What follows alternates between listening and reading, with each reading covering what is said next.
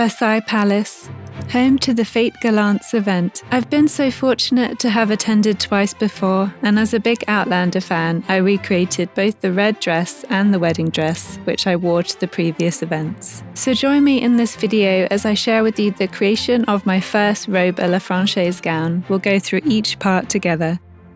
For the petticoat, I'm going to reference this image. The front and back is pleated and the sides will be gathered. This allows for adjustment and access to the pockets. It's simply one width of fabric for the front and back. I added an organza layer to the taffeta to give it some more volume. This was just tacked together, then the front was stitched to the back.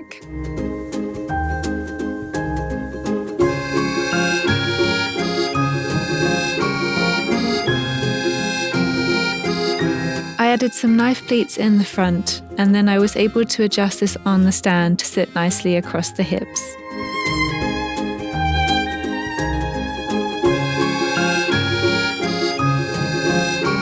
I also cut a slight curve in the centre front so it would lie more flat around the waist. I overlocked the top edge, and from there the rest of the petticoat was then turned down to create a channel for the pull cord. I then just added a simple waistband.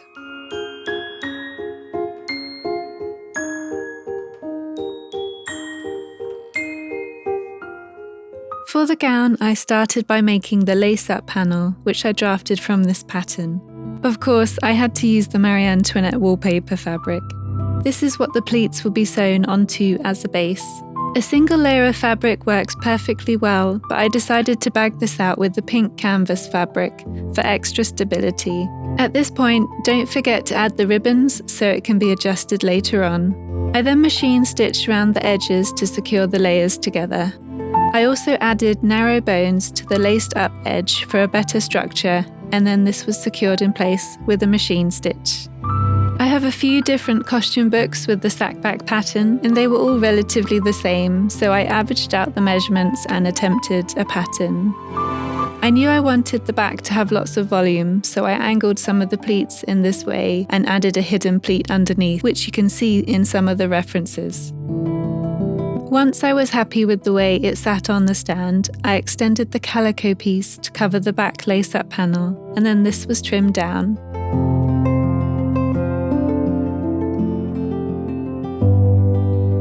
This was then traced out onto pattern paper and adding on the seam allowance. From this pattern, you can see an extension, and this is part of the skirt which will be later attached to the side skirts. I traced it out onto calico first to see how it would look, and then I added it onto the pattern. Pinning my mock-up to the stand, I was able to find the length that I wanted on the back. This can then be added later on. After a nice steam, the taffeta and the organza can be cut out as one piece. I wanted the whole gown to be backed in organza to add volume. I was then able to measure the extended length of the back, and of course I added an extra bit of flair. I used the dissolvable pen to mark in the pleat lines, and then these were tacked through both layers of fabric. After prepping both back pieces, the centre back was sewn together, and finally it was ready to be pleated onto the lace-up panel. This was a very fiddly process and it took a while, so I've sped it up. I did have to go back to my calico mock-up to practice the layout, and thank goodness it all lay nice and flat in the end.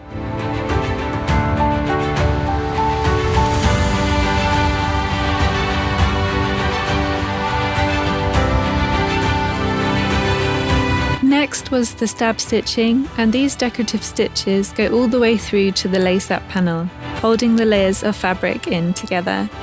Mine are about 8 centimeters down from the top edge. This just looked about right for me.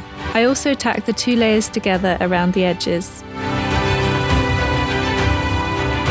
Seeing it finally on the stand gave me so much joy, and as you can see here, it will be attached to the side panels with the box pleat. Next, I started on the bodice. I cut out my template on the bias as my pattern suggests. I backed the silk in a soft fusing to give it more stability. I also cut out a pink canvas layer and bagged this out with the silk at the centre front and neckline. I put in a stay stitch on the centre front to hold the seam allowance back for a cleaner edge.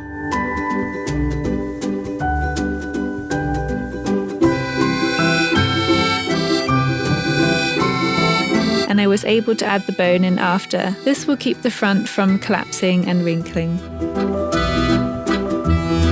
The bodice is then sewn to the back piece with just the silk layer.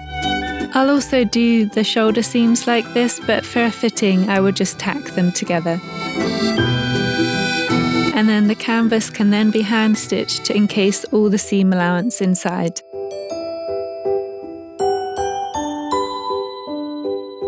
I then turned in the waistline seams and tacked them together, ready for a fitting.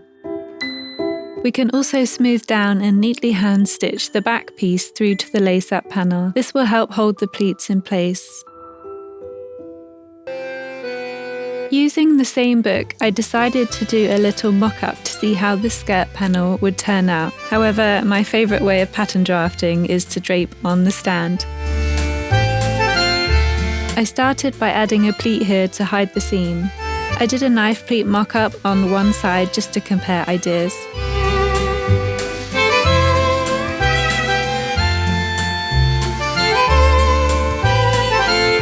And this is the crossover mock-up. It took a lot of time and confusion to get this right, so we can do a reverse pleating to show you how it goes together. Before I can remove it off the stand, all the design lines need to be marked in, including the waistline. I added balance lines, shapes, and trusty arrows to help me remember which pleat goes to where. And this is how it goes together, folding over alternate sides.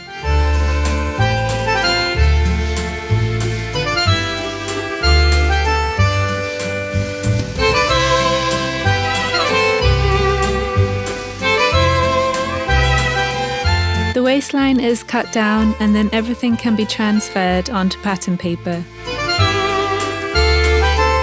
Once everything is carefully marked down, seam allowance is added. Because the silk is only a certain width, the side skirt will be in 2 pieces. Once I cut out the silk, I marked out all the pleat lines with a disappearing pen. I then sewed both skirt pieces together, mounted on the organza and tacked around all the edges, just like we did with the sack back pieces. If you're still here, I hope this is all making sense to you. We can then fold over the side skirt pleats. That's if we can remember what we're doing. And the front of the skirt is turned over and hand stitched into place, only catching the organza layer. And this is the final look. Silk easily marks with pinpricks, so I lightly tacked in the side skirts, ready for a fitting. A couple of adjustments were made, taking it in at the neckline and letting out the armholes. I also took up the bodice waistline as it was wrinkling a bit. There was also some excess on the skirt front. And my colleagues were so kind as to pin the hem for me.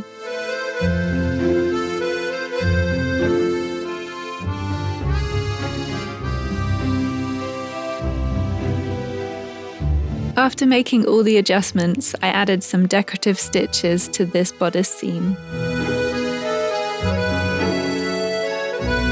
And then I was able to reattach the skirt with the same stab stitching detail. As you can see, everything has moved slightly because of the adjustment we made to the front. I put in some hidden stitches to hold the pleats in place. I did a mock-up in calico of the sleeves. It's a 2-piece sleeve that I drafted from this book a while ago.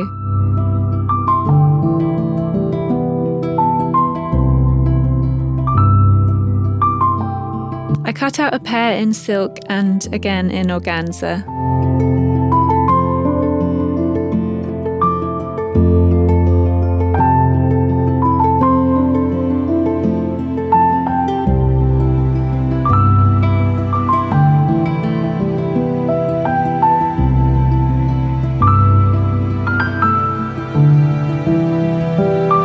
I bagged it out at the elbow and did a stay stitch to keep it in place.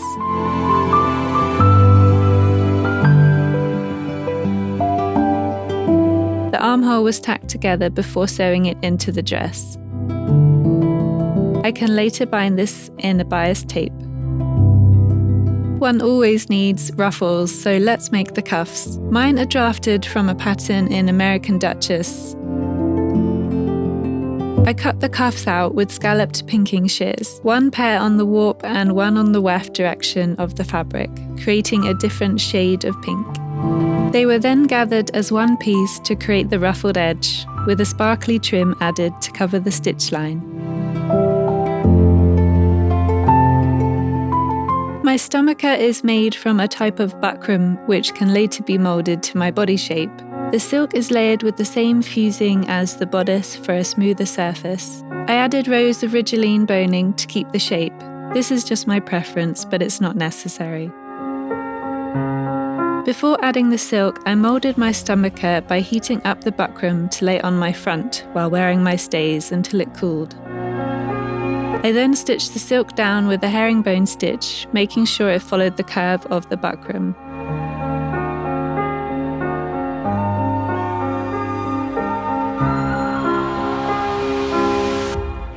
These historical references were my inspiration, and having recently discovered this picture of Marie Antoinette, I can now say my gown is inspired by hers. For the bow ruffles, it's just a long strip of silk folded into quarters, stitched together at one end, and then separated and tacked together to form a bow. American Duchess also has a bow design in their book, which you can follow instructions there. The classic bows are basically just a rectangle folded in on each side and then gathered together with a strip of silk in the middle. With the added sparkle, I love the effect of these two bows together.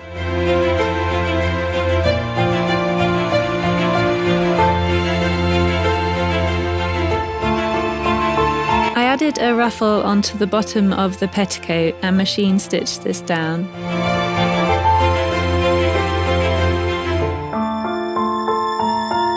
The trim for the rest of the gown is simply strips of frayed silk gathered with machine stitch and then finished with a sparkly chain, which is carefully machined on with a zigzag stitch.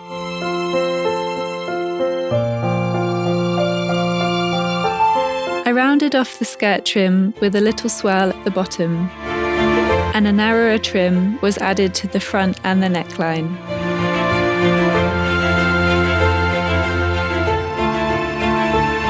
And the gown is very nearly finished. The skirt seam allowance needs to be neatened, but you can see I have bound off the armholes, and faintly you can see the little stitches coming through here. I think the Marie Antoinette pattern is a lovely detail inside. It's just a shame that it's upside down.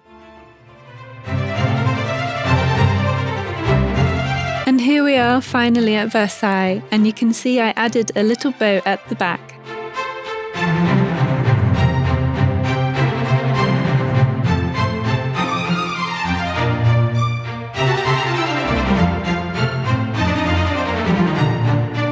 I'm really happy with how it turned out, and I hope you enjoyed watching the process of it all. Hopefully I explained it okay. As always, it was a magical evening and everyone looked amazing.